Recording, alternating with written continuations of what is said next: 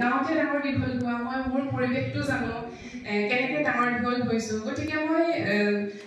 চেলিংখনৰ লগত তাইৰ যিটো মানসিকতা তাইৰ পৰিৱেশৰ লগত মই নিজকে মানে সম্বন্ধ স্থাপন কৰিব পাৰোঁ সেইকাৰণে মই কালিও এপাক আহি গ'লোঁ তাই অকণমান এটা ভয় ভাৱ এটা আছে এই মেমহেঁত আহিব এই লগৰখিনি আহিব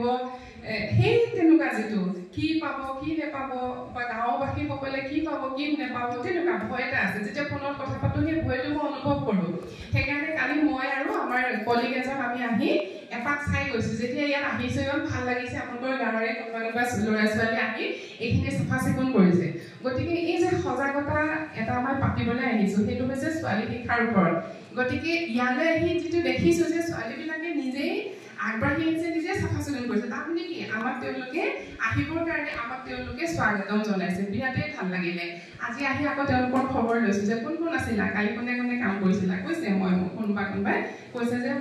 আমি কাম কৰিছোঁ এনেকুৱা বুলি এতিয়া মই মেইন কথালৈ আহোঁ যে আমি ছোৱালীক শিক্ষা প্ৰদান কৰিব লাগে কিয় শিক্ষা প্ৰদান কৰিব লাগে কাৰণ যেতিয়া একোজন ল'ৰাক শিক্ষা প্ৰদান কৰা হয় শিক্ষা দিয়া হয় স্কুললৈ পঠিওৱা হয় কলেজলৈ পঠিওৱা হয় তেতিয়া সেই ল'ৰাজনকে বা সেই পুৰুষজনেহে শিক্ষিত হয় কিন্তু যদি এজনী ছোৱালী বা এগৰাকী মানে মহিলাক শিক্ষা দিয়া হয় তেতিয়া সেই ছোৱালীজনীয়ে কি কৰিব গোটেই পৰিয়ালটোক শিক্ষা দিব বুজি পাইছেনে গতিকে সেইকাৰণে আমি কি কৰিব লাগিব যে ছোৱালীক যেতিয়া আমি শিক্ষা দিম ছোৱালীজনী কি কৰিব নিজৰ ঘৰৰ গোটেই পৰিৱেশটোৱে তেওঁ ভাল কৰি উঠিব আৰু একোটা পৰিয়াল লৈ একোখন গাঁও গঠন হয় গতিকে এটা পৰিয়াল ভাল হোৱাৰ লগে লগে সেই পৰিয়ালটোৰ লোকসকল যদি শিক্ষিত হৈ পৰিব তেওঁলোকৰ আচাৰ ব্যৱহাৰ ধ্যান ধাৰণা তেওঁলোকৰ যিটো জীৱন ধাৰণ প্ৰণালী সেইখিনি কাষৰ পৰিয়ালবিলাকৰ গাঁৱৰ সেই কাষৰ মানুহবিলাকলৈ কি কয় প্ৰভাৱ বিস্তাৰ কৰিব বুজি পালেনে আপোনালোকৰ তেনেকুৱা হয়নে নহয় বাৰু যে কোনোবা এটা ঘৰত ভাল ৰিজাল্ট কৰিছে এতিয়াতো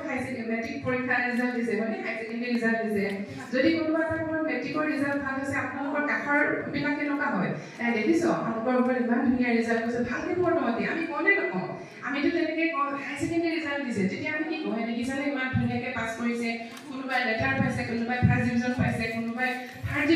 ডিভিজন হ'লেও পাছটো কৰি গৈছে পঢ়িছে গতিকে দেখিছানে তহঁতেও কিন্তু কি কৰিব লাগিব পঢ়িব লাগিব সেইটো আহিলে নাই গতিকে আমি কি কৰিব আমি ল'ৰাকো আমি পঢ়াবই লাগিব লগতে সমানে আমি কাক পঢ়াব লাগিব ছোৱালীক পঢ়াব লাগিব তেতিয়াহে আমাৰ গাঁওখন উন্নতি হ'ব গাঁওখন উন্নতি হ'লেহে দেশখন উন্নতি হ'ব আৰু ছোৱালীবিলাকক কৈছোঁ যে যিটো ইচ্ছা পঢ়িবৰ কাৰণে সেই ইচ্ছাটো কাৰ থাকিব লাগিব ছোৱালীবিলাকৰ থাকিব লাগিব মই এটা বিহাৰৰ এটা মই ঘটনা ক'ম দেই কথা এটা একদম হৈ থকা কথা আৰু আমাৰ লগত পাতে মানে কথাবিলাক যে মেম কথা এটা হ'ল যে মই বিয়া নহওঁ বুলি কৈ আছোঁ ডিগ্ৰী কমপ্লিট কৰিলে মই বিয়া নহওঁ বুলি কৈ আছোঁ কিন্তু কি কৰিছে যে মোক বিয়া দিব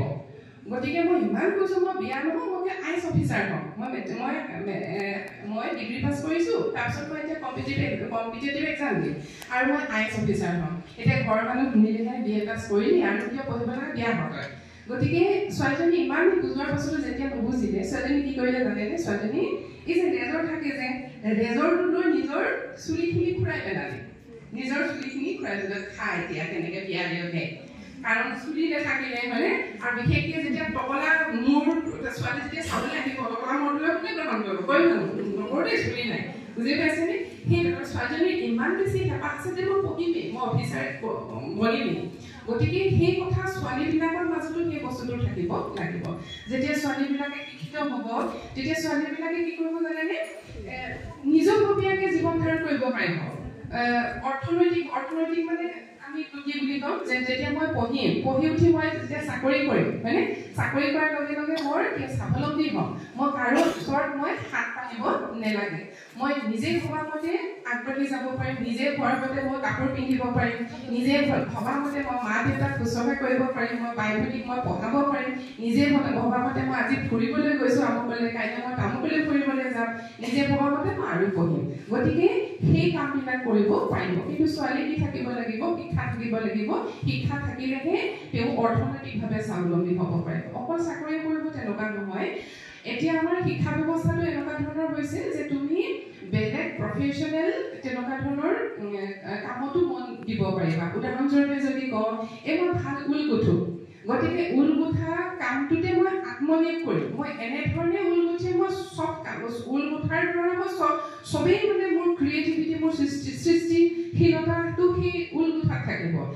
তাঁত বওঁ মই আমিতো তাঁত বওঁ হয়নে গতিকে মই তাঁত বৈ সেইটোতে মই প্ৰফেশ্যন হিচাপে ল'ম মই এনেধৰণে তাঁত বওঁ যে মই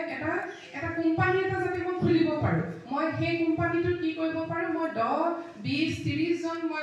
লোকসকলক 100 জন লোকক যাতে মই তাত কাম দিব পাৰোঁ মই তাঁতশাল তেনেকৈ 20-25খন মই তেনেকৈ লগাই ল'ম তাত মোৰ মানুহ তেনেকৈ মই জড়িত কৰিম আৰু তাৰ পৰা যিটো প্ৰডাকশ্যন হ'ব মই দোকানত বিক্ৰী কৰিম বুজি পাইছে এতিয়া কোনোবা এজনটো সেইটো কাম কৰিবলৈ ওলাব লাগিব সেইজনে কৰিলে সেইটো কাম আৰু আন 100 জনক তেওঁ কি কৰিব পাৰিব ইনভলভ কৰিব পাৰিব তেনেকুৱা মানে কথাবিলাক গতিকে যিটো কামেই নকৰোঁ কিয় আমি কি কৰিব আগবাঢ়ি আহিব লাগিব আৰু সেইখিনি কাম কৰিবৰ কাৰণে মানসিকতাটো আমাৰ যেতিয়াহে উন্নতি হ'ব যেতিয়া আমি শিক্ষা গ্ৰহণ কৰিম যেতিয়া আমি শিক্ষিত হ'ম আৰু এইখিনি কথা আমাৰেই নহয় চৰকাৰেও বহুত চেষ্টা কৰি আছে হয়নে নহয় বেটি পঢ়াও বেটি বচাও বেটি পঢ়াও হয়নে মানে চৰকাৰে এই কথাটো চাইছে যে ল'ৰাবিলাককে পঢ়ালে নহ'ব ছোৱালীবিলাকো পঢ়িব লাগিব আৰু সাধাৰণতে কি হয় আমাৰ গোটেই ভাৰতবৰ্ষখনত 70% লোক গাঁৱতে বসবাস কৰে গতিকে টাউনৰ ছোৱালীকেইজনী পঢ়িব গতিকে টাউনৰ 30% টাউনীয়া ছোৱালী পঢ়িলেইতো উন্নতি নহ'ব সেই 70% লোক মানে ছোৱালী যদি ছোৱালী তেওঁলোকেতো পঢ়িব লাগিব তেতিয়াহে সমানে আগবাঢ়িব যাব পাৰিব ইফালে 50% ল'ৰা আগবাঢ়িছে ইফালে 50% আমাৰ ছোৱালী আগবাঢ়ি যাব লাগিব গতিকে মই সদ্যহতে ইমানখিনিয়ে ক'লোঁ আমি আহিছোঁ কলিয়াবৰ কলেজৰ প্ৰশিক্ষাৰ্থীসকললৈ তেওঁলোকে তেওঁলোকৰ